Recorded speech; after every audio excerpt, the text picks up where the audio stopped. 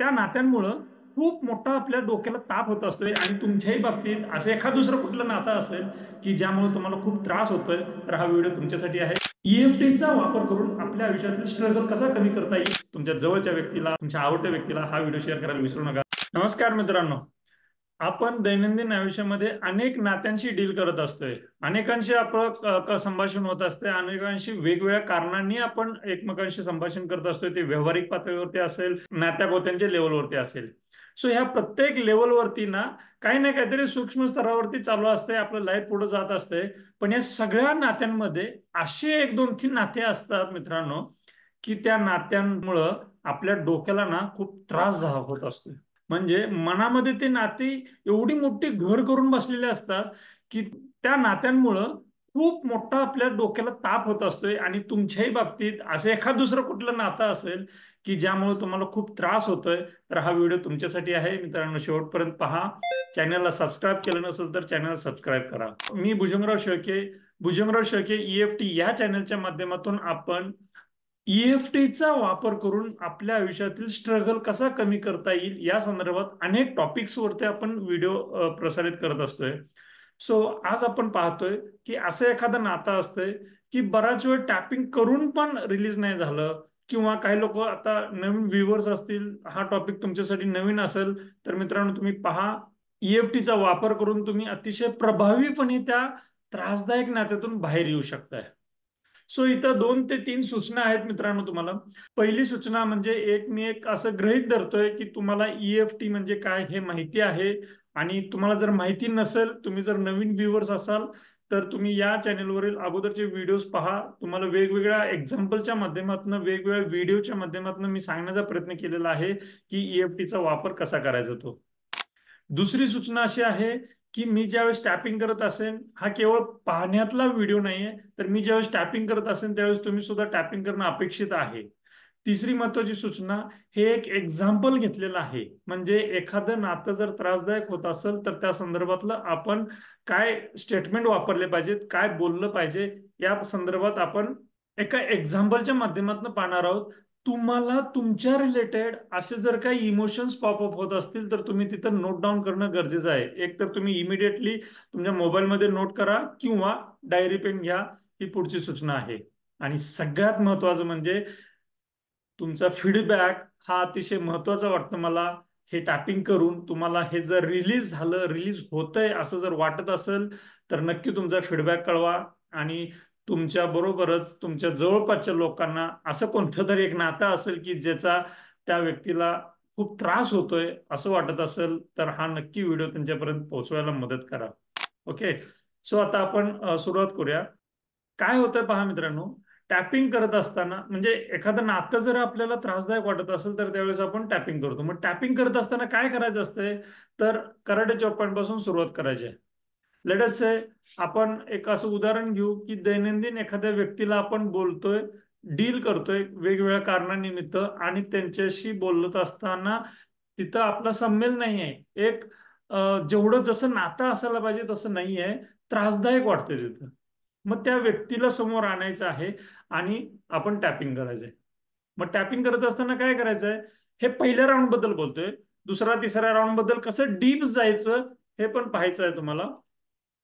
पहिल्या राऊंड मध्ये काय, की जो त्रास होतोय, बाबा तो व्यक्ती माझा ऐकतच नाही, किती समजून सांगितलं तर तो माझा ऐकतच नाही, असं एक इमोशन घेऊ आपण. तो माझा ऐकत नाही, मला रिस्पॉन्ड करत नाहीये, किंवा मला त्याच्या वागण्याचा खूप त्रास होतो, माझ्याच बाबतीत तो मला असं वागवतो. असं असलं तरी सुद्धा मी स्वतःला संपूर्णपणे स्वीकारतोय आणि मी माझ्यावरती प्रेम करतोय. त्या नात्याचा मला खूप त्रास होतोय. मग जो त्रास होतोय ना, तो इथं बोलत बोलत व्यक्त करायचा आहे. मग काही प्रसंग असतील, मग प्रसंग स्टोरी सारखे इथं बोलत राहायचं आहे. म्हणजे त्यावेळेस त्यानं तसं केलं, सुरुवातीला त्याच्या म्हणण्यानुसार मी ऐकलं पण त्यानं तसं रिस्पॉन्ड नाही दिला. मग भरपूर त्रास होतोय, त्याच्यावरती विश्वास ठेवला.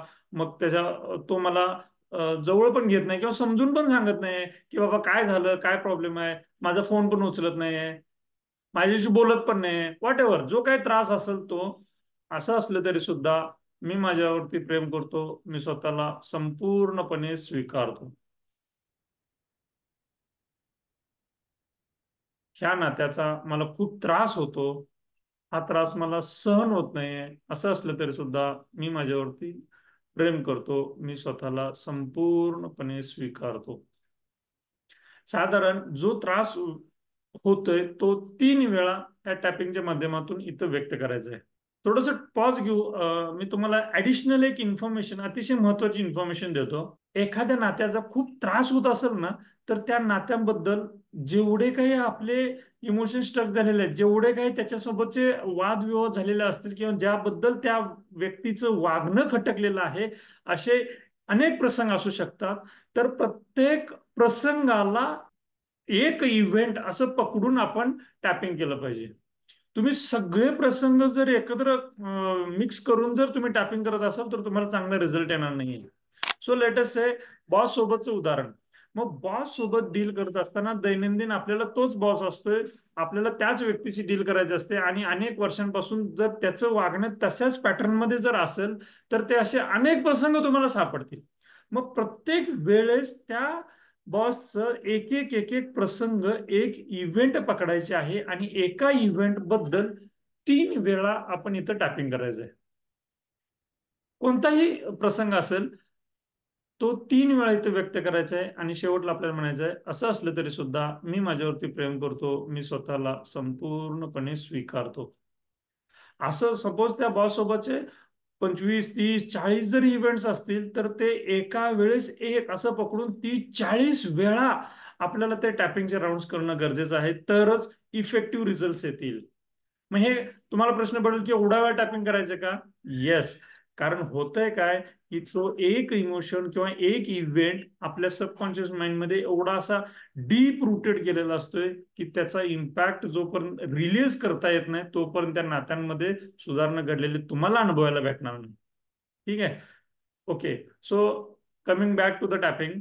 आता काय करायचंय, 3 वेळा आपण बोलून झालेलं आहे की त्या नात्याचा त्रास होतो, असं असलं तरी सुद्धा मी माझ्यावरती प्रेम करतो, मी स्वतःला संपूर्णपणे स्वीकारतो. पुढच्या पॉईंटवरती, त्या नात्याचा खूप त्रास होतो. मग त्या इव्हेंट बद्दल ज्या काही इमोशन्स येतात त्या बाहेर काढायच्या. त्या नात्याचा खूप त्रास होतो, मी त्या व्यक्तीसाठी भरपूर काय काय केलं पण मला तो रिस्पेक्ट देत नाही. मी खूप प्रयत्न केला नातं टिकवण्यासाठी पण माझ्याकडनं आता असं झालंय, आता खूप त्रास होतो मला, डोक्याला ताप झालाय नुसता. जे वाटतं ते व्यक्त करायचंय.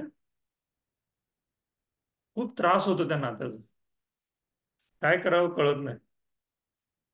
चांगलेच वैतागवाडी झालेले आहे, खूप त्रास होतो. असं असले तरी सुद्धा मी माझ्यावरती प्रेम करतो, मी स्वतःला संपूर्णपणे स्वीकारतो. हा त्रास मी आता रिलीज करत आहे,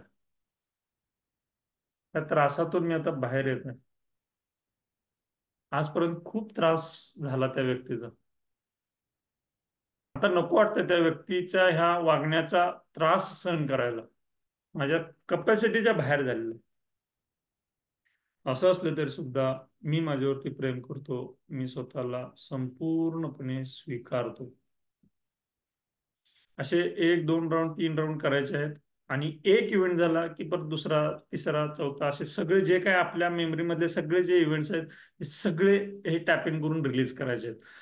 इंडिव्हिज्युअल इव्हेंटला 1 किंवा 2 राऊंड जरी केले तरी इनफ आहे आणि असं जर तुम्ही केलं तर तुम्हाला खूप चांगले रिझल्ट येतील. ठीक आहे. सो एकदा का हे टॅपिंग झालं तर मोस्ट लोक एक महत्वाची चूक काय करत असतात, तर ती चूक अशी आहे की आपण इकडून टॅपिंग करतोय आणि तरी सुद्धा काही ना काहीतरी एक्सपेक्टेशन्स मात्र असतात समोरच्याकडून आणि ते एक्सपेक्टेशन्स आपल्याला स्वस्त बसू देत नाहीत. पहा मित्रांनो, समोरच्या व्यक्तीबद्दल काही अपेक्षा असणं ह्यात काही गैर नाहीये, इट्स नॅचरल इमोशन. पण ह्या एक्सपेक्टेशन्स एवढ्या अशा उफाळून येत असतात, मग त्याच्यामुळं आपण ना ओव्हर थिंकिंग करायला लागतो त्या व्यक्तीबद्दल.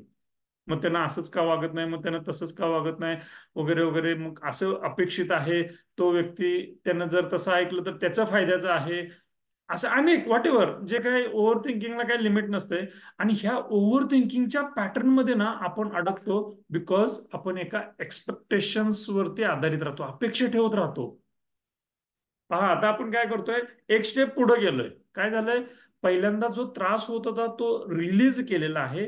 आणि नंतर मात्र नॅचरली आपलं थॉट प्रोसेस अशी राहते की एक्सपेक्टेशन्स ठेवले जातात. आणि ह्या एक्सपेक्टेशन्स मुळे ना आपण ओव्हर थिंकिंग करत राहतो त्या व्यक्तीबद्दल. मग ते विचार काही जातच नाहीत आपल्या डोक्यातून.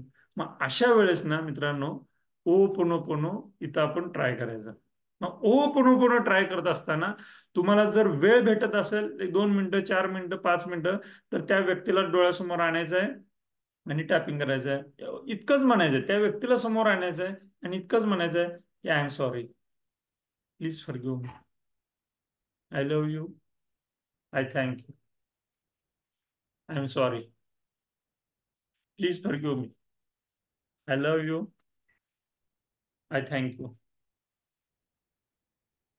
I am sorry, please forgive me, I love you, I thank you, I am sorry, please forgive me, I love you, I thank you. इतकंच बोलायचं आहे आपल्याला. दुसरा एक प्रकार करायचा आहे, ज्यावेळेस ओपन करतो त्यावेळेस, समजा तुम्हाला आता वेळच नाहीये, टॅपिंग करायला वेळच नाहीये, तर मनातल्या मनात त्या व्यक्तीला डोळ्यासमोर आणायचं आहे आणि I am sorry please forgive me, I love you, I thank you, I am sorry please forgive me, I love you, I thank you. तुम्ही जास्तीत जास्त वेळा करा. तुमचं जे ओव्हर थिंकिंग आहे, हे ओव्हर थिंकिंग कुठेतरी कमी व्हायला मदत होईल. त्या व्यक्तीबद्दलचे जे काही मेमरीज, जे काही पॅटर्न्स असतील ते कुठेतरी रिलीज व्हायला मदत होईल. आणि तुम्हाला त्या व्यक्तीपासून होणारा जो त्रास आहे तो नक्की कमी होईल. आपल्याकडे अशी अनेक उदाहरणं आहेत की ह्या टॅपिंग आणि ओपोनोपोनोच्या माध्यमातून त्या व्यक्तीचा किंवा त्या नात्याचा जर तुम्हाला त्रास होतोय तर तो त्रास हा कमी होणार, हे याची खात्री देता येईल. सो तुम्ही ह्या पद्धतीने तुमच्या या नात्यांवरती टॅपिंग करा, ओपोनोपोनो करा. आणि काय अनुभव येतो तुम्ही कमेंटमध्ये कमेंट करायला विसरू नका.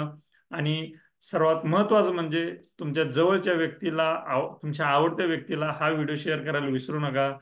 थँक्यू.